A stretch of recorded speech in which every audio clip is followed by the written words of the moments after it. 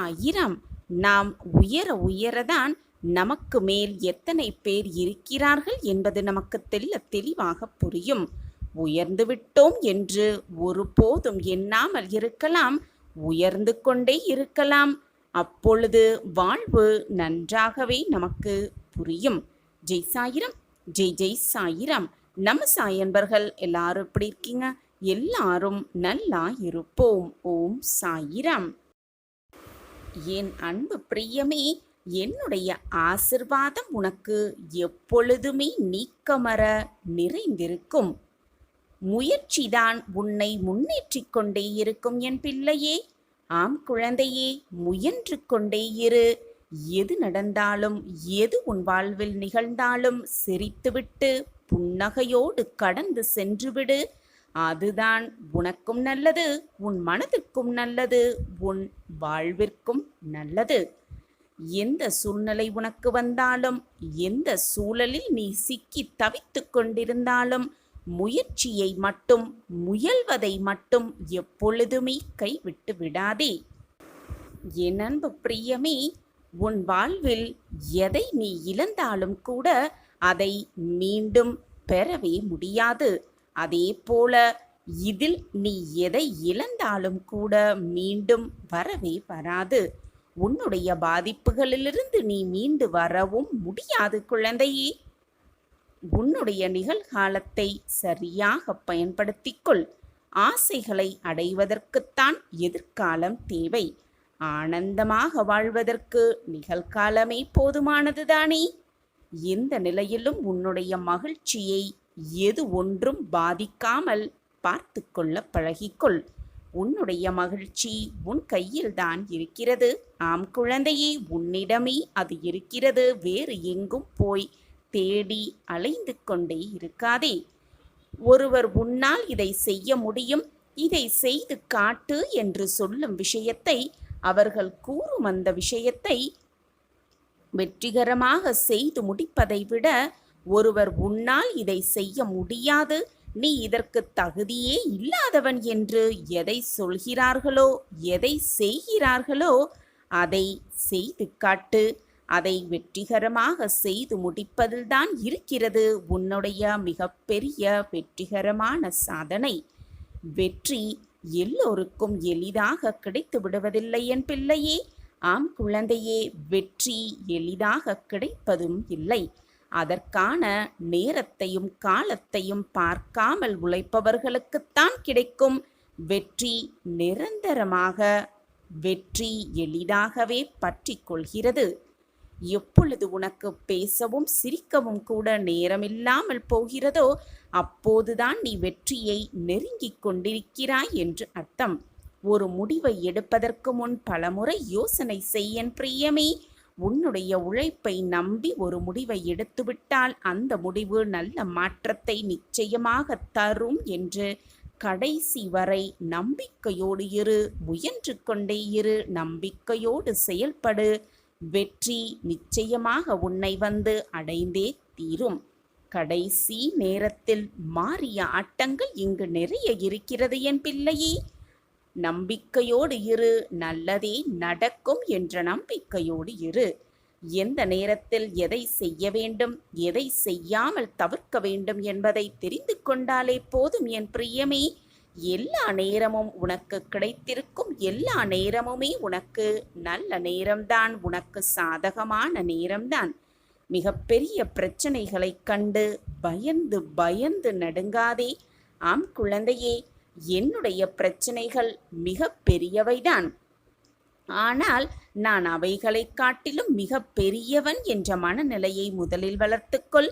உன்னுடைய உழைப்பை அனைத்திலும் கொடுத்து கொண்டே இரு. உன்னுடைய உயர்வுக்கான வாய்ப்பை வாழ்வே உனக்கு ஒரு நாள் நிச்சயமாக கொடுக்கும். இதுதான் வாழ்வின் ரகசியம். அதை பிடித்து கொண்டு உன் கனவுகள் அனைத்தையும் நிஜமாக்கிக் கொள் என் பிள்ளையே.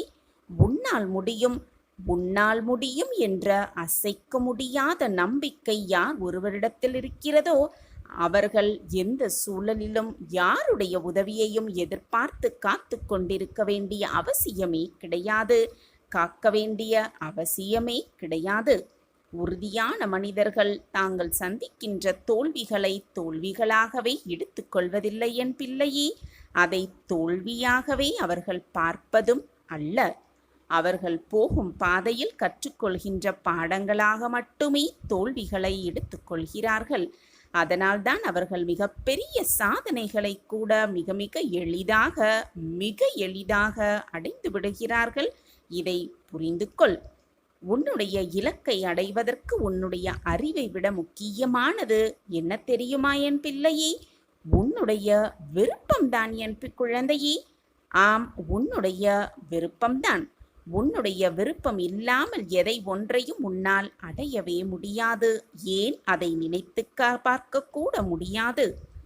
எல்லோருடைய வார்த்தைகளுக்கும் மதிப்பளித்து விடாதே என் பிள்ளையே. அனுபவங்கள் இல்லாமல் சொல்லப்படும் எந்த ஒரு வார்த்தையும் பயனற்றது என்பதை முதலில் தெள்ளத் தெளிவாக புரிந்து கொள்.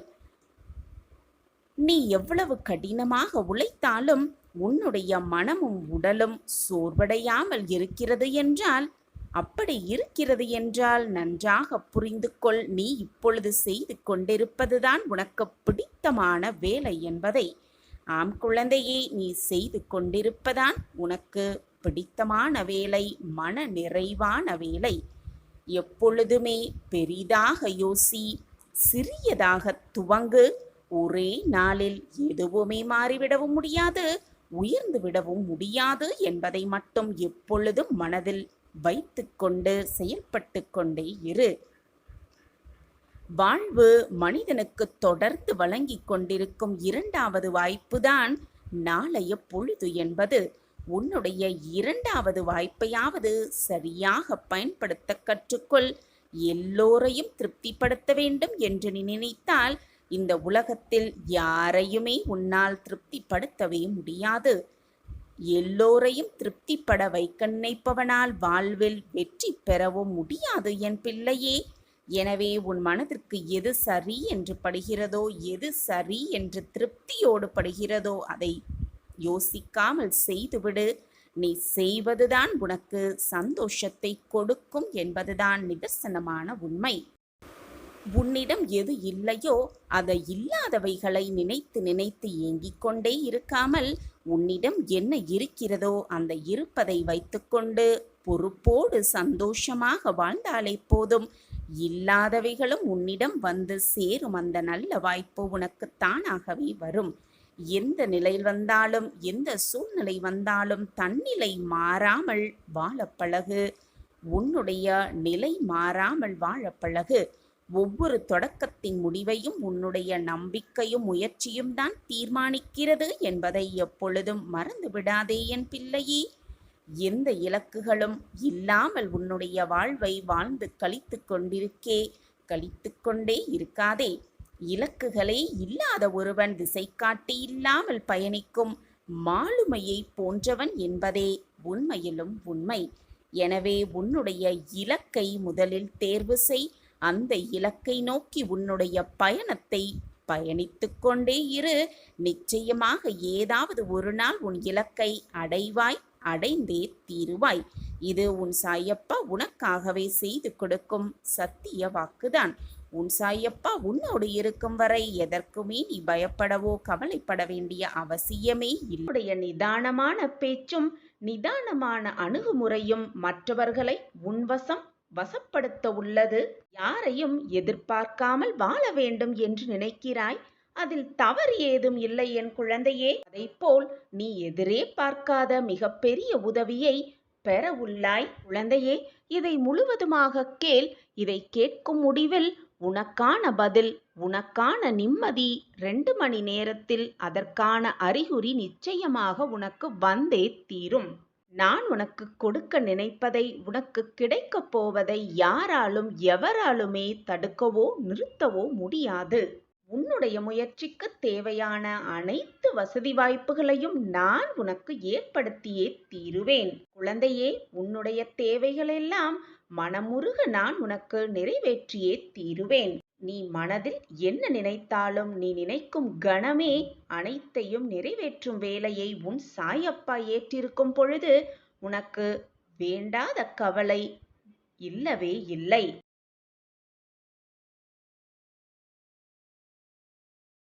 ஒவ்வொரு நாளும் எந்த துயரம் வந்தால், அப்படி இருக்கையில் உனக்கு தேவையானதை தக்க சமயத்தில் தகுந்த நேரத்தில் உனக்கு கொடுக்காமல் போய்விடுவேனா? நிச்சயமாக செய்வேன் என் கண்மணியே.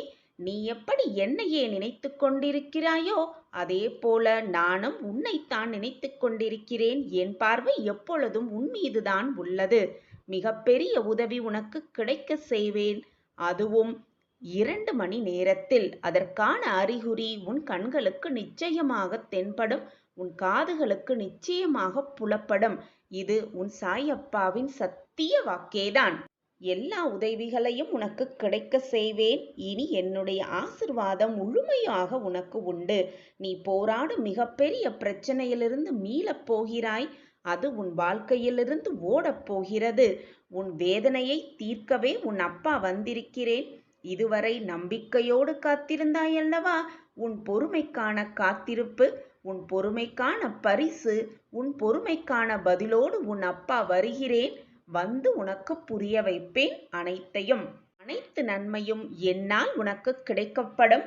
குழந்தையே, வாழ்க்கையின் குறிக்கோளை அடைய ஒரு வழியும் இல்லாததைப் போல், உன் கண்களுக்கு புலப்படாததைப் போல் எண்ணிக்கொண்டிருக்கிறாய். ஒன்றை மட்டும் கூறுகிறேன் என் கண்மணியே, அதை மட்டும் கவனமாக கேட்டுக்கொள். கடந்த காலத்தை பற்றிய கவலையோ எதிர்காலத்தை பற்றிய பயமோ உன்னுடைய நிகழ்காலத்திற்கு தேவையான சிந்தனையை சிதறி அடித்துவிடும். உன்னுடைய நிகழ்காலத்தை நீ எண்ணிய நோக்கில் எளிதாக கொண்டு செல்ல உன் மனம் முதலில் தெளிவாகவும் நிம்மதியாகவும் இருக்க வேண்டும். உன் மனதை தெளிவாக வைத்துக் கொண்டால் நிம்மதி தானாகவே வந்துவிடும். என் பிரியமான குழந்தையே, உன்னுடைய கர்மா, மாயை, விதி இவை மூன்றுமே எல்லார் வாழ்க்கையிலும் நடக்கும். நல்லது தீயதை தீர்மானிக்கும். இதை பொறுத்தே எல்லோருடைய வாழ்க்கையிலும் ஏற்றமும் சறுக்கலும் இருக்கத்தான் செய்யும். ஒருவர் வாழ்வில் உள்ள மனதில் உள்ள மன தைரியமும் மன நம்பிக்கையும் அப்படி தீர்மானிக்கும் பொழுது அவர் எதிர்கொள்ள வேண்டிய திருப்பங்கள், அவர் எடுக்கப் போடும் முடிவுகளை பொறுத்தே அந்த வழி வெற்றியின் நோக்கை எட்டிச் செல்லும். ஒவ்வொருவருக்கும் ஒவ்வொரு விதமாக பிரச்சனைகள் வரும். போராடும் விதமும் ஒவ்வொருவருக்கும் மாறுதலாகவே இருக்கும். நீ சாயின் பிள்ளை அல்லவா? உனக்கு போராட்டம் வரும், கஷ்டங்கள் வரும், வேதனை வரும், சோதனைகள் வரும். ஆனால் கடைசியில் எல்லாம் சுகமாகவே முடியும். விபரீத ராஜயோகத்தை இன்னும் சற்று நேரத்தில் நீ பெறப்போகிறாய். நீ அப்பாவின் பிள்ளைதானே? உனக்கு ராஜயோகத்தை வழங்காமல் வேறு யாருக்கு நான் வழங்குவேன் குழந்தையே? என் பிரியமான குழந்தையே, வாழ்க்கை என்பதே சக்கரம் போல எங்கு ஆரம்பிக்கிறது எங்கு முடிகிறது என்று சொல்லவே முடியாது. ஆனால் அந்த சக்கரத்தில் ஒன்று மேலோக்கி இருந்தால் மற்றொன்று கீழ் நோக்கித்தான் இருக்க முடியும். இப்படியாக உன் வாழ்க்கையை புரிந்து கொண்டு செயல்பட்டாலே விபரீத ராஜயோகம் உன்னை தேடி வரும். சர்வ நிச்சயமாக நிச்சயமாக நீயும் நல்ல சிந்தனையில் செழித்து வாழ்வாய். உனக்கான வாய்ப்பை ஏற்படுத்தி கொடுத்ததும் உன் சாயி தேவாதான். அதை உன் கையிலிருந்து நழுவ விட்டதும் உன் சாயி தேவாதான். இரண்டுமே என்னால் தான் உன் வாழ்க்கையில் நடைபெற்றது என்பதை உணர்ந்து கொள். சில விஷயங்களில் உனக்கு காரணம் தெரியாது, புரியவும் புரியாது. இது நம் வாழ்வில் எதுக்கு நடக்கிறது, ஏன் நடக்கிறது என்பது சில சமயம் உனக்கு புரியவே புரியாது. ஏனென்றால் இந்த வாழ்க்கையில் நீ ஒரு வெறும் கருவிதான். உன்னை ஆட்கொள்பவனும் உன்னை ஆட்டுவிப்பவனும் உன் சாயி தேவாதான் என்பதை புரிந்து கொள் கண்மணியே. நீ இந்த சாயி என் பிள்ளை, என்னை மட்டுமே நம்பு. நிச்சயமாக உன் வாழ்வில் நீ கரை சேர்வாய். நீ சாயியின் பிள்ளை. எப்பொழுதும் மகிழ்ச்சியோடும் சந்தோஷத்தோடும் நிறைவான வாழ்க்கையை நிச்சயமாக உன் அப்பாவின் பிள்ளையாகிய நீ வாழ்வாய். அந்த வாழ்க்கையை உனக்காகவே நான் ஏற்படுத்துவேன். உனக்கு நடக்கும் நன்மை தீமை அனைத்தும் என் பார்வையில்தான் நடந்து கொண்டிருக்கிறது. என்னை மீறி எதுவும் தவறாக நிகழாது. நடந்து கொண்டே இரு, ஓடிக்கொண்டே இரு, போராடிக்கொண்டே இரு. வாழ்க்கையை வெல்ந்து காட்டலாம். வா என் பிள்ளையே. வானம் என்றால் 1000 நட்சத்திரங்கள் வரதான் செய்யும். அதுபோல் வாழ்க்கை என்றால் 1000 துன்பங்களும் வேதனைகளும் கஷ்டங்களும் இருக்கத்தான் செய்யும். சூரியன் வந்தவுடன் எப்படி நட்சத்திரங்கள் மறைகிறதோ அதுபோல உனக்கான நேரம் வந்தவுடன் எல்லா துன்பங்களும் எல்லா வேதனைகளும் எல்லா கஷ்டங்களும் உன்னை விட்டு விலகி ஓடிவரும். காத்திரு, அந்த நல்ல நேரத்திற்காக பொறுமையாக காத்திரு. உனக்கான நல்ல அதிர்ஷ்டம் உன்னை தேடி வரும் வரை பொறுமையாக காத்திரு. தன்னம்பிக்கை என்று மட்டும் உன்னிடல் இருந்தால் போதும், துன்பமெல்லாம் மறைந்தே போய்விடும்.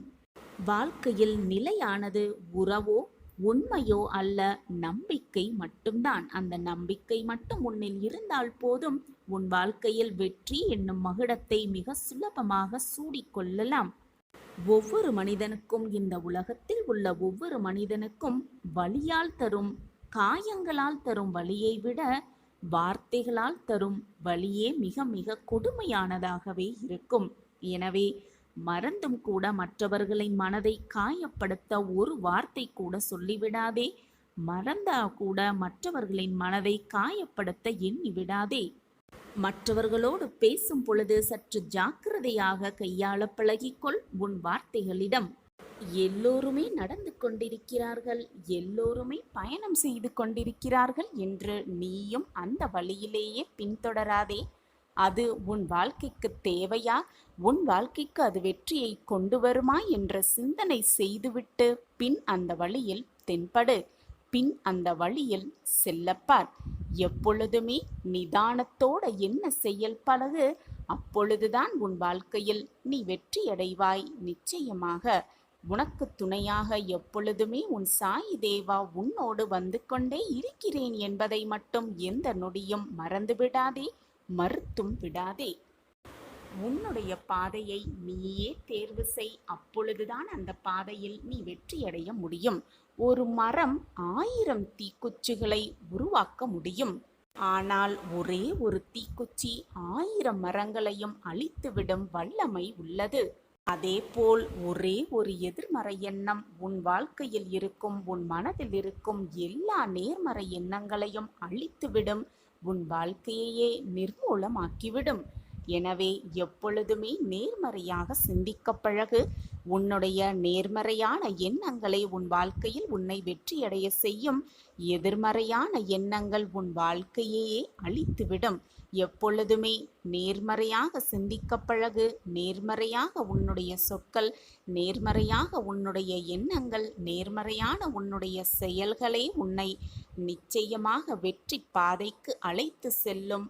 அந்த வெற்றி பாதையில் உன்னை வெற்றியடைய வைக்க நான் உனக்கு உறுதுணையாக எல்லா திசைகளிலும் இருந்து உனக்கு அருள் புரிந்து ஆசிர்வாதத்தை அள்ளி அள்ளி கொடுத்து கொண்டே இருப்பேன். உன்னுடைய எண்ணத்தை முதலில் கவனி. நீ நிதானத்தை இழக்கும் பொழுதெல்லாம் உன் மனதில் ஒன்றை தெளிவாக புரிய வைத்துக்கொள். வார்த்தைகள் மிக மிக கூர்மையானது. எப்பொழுதுமே அது நம்மை சிதைக்கக்கூடும் என்பதை நன்றாக மனதில் பதிய வைத்துக்கொள். மௌனமாக இருப்பது எதுவுமே தவறில்லை. உன் மௌனம் மற்றவர்களுக்கு நிம்மதியை தருமாயில் நீ மௌனமாக இருந்துவதே அவர்களுக்கு நீ செய்யும் மிகப்பெரிய பொக்கிஷமாகவே இருக்கும். மௌனமாக இருந்து பார். அது மற்றவர்களுக்கு உதவுமாயின் மௌனமாகவே இருந்து விடுவதுதானே. அதில் என்னதான் குழப்பம் உனக்குள்? எப்பொழுதுமே நம்பிக்கையோடு, தைரியத்தோடு, பக்தியோடு சாய்பாபா மேல் முழு நம்பிக்கையை வைத்துவிட்டு பிரார்த்தனையை செய்து கொண்டே இருக்கலாம். நம் அனைத்து பிரார்த்தனைகளையும் பாபா நிறைவேற்றுவார் என்ற நம்பிக்கையோடு இருக்கலாம். ஷீரடி பாபாவின் நிறைவான ஆசிர்வாதத்தை பெற்றுக்கொள்ளலாமா? வெகு நாட்களாக போராட்டத்திலேயே வாழ்ந்து கொண்டிருக்கிறேன். என் வாழ்க்கையில் நிம்மதி என்ற சொல்லிற்கே இடமில்லாமல் இருக்கிறது. என் வாழ்க்கையில் அந்த நிம்மதியை தாருங்கள் என்று என்னிடம் கையேந்தி பார்த்து என்னிடம் காத்து கொண்டிருக்கும் என் பிள்ளையே, சட்டென என் கைகளை இறுக பிடித்துக்கொள். கூடிய விரைவில் உன் வாழ்வில் இன்பங்கள் துளிர்க்க செய்யும். நம்பிக்கையோடு இரு. உனக்கான இன்ப அதிர்ச்சி உனக்காக மங்களகரமாகவே காத்து கொண்டிருக்கிறது. உன் வாழ்வில் மங்களத்தை நிகழ்த்த உன் சாயப்பாவும் காத்து கொண்டுதான் இருக்கிறேன். உன்னை கரை ஏற்றுவதற்காகத்தானே இந்த அப்பா அவதாரம் எடுத்திருக்கிறேன். பிரச்சனைகள் மட்டுமே என் வாழ்க்கையாக இருக்கிறது. பிரச்சனைகள் மட்டுமே எப்பொழுதும் சூழ்ந்து கொண்டிருக்கிறது. ஒரு பிரச்சனை முடிவுக்கு வந்தால் அடுத்த பிரச்சனை தலை தூக்கி விடுகிறது. எப்பொழுது சாயிநாதரே என் வாழ்க்கையில் இந்த பிரச்சனைகள் எல்லாம் ஓய்ந்து எனக்கான நல்வாழ்வு பிறக்கும் என்றுதானே உன்னுடைய கேள்வியாக இருக்கிறது. கவலைப்படாதே என் பிள்ளையே. நிச்சயமாக ஒவ்வொரு பிரச்சனைகளுக்கு பின்னாலும், ஒவ்வொரு சோதனைகளுக்கு பின்னாலும், ஒவ்வொரு போராட்டங்களுக்கு பின்னாலும் நிச்சயமாக ஒரு நல்ல வாய்ப்பை, நல்ல வாழ்க்கையை இறைவன் ஒளித்து வைத்திருப்பார்.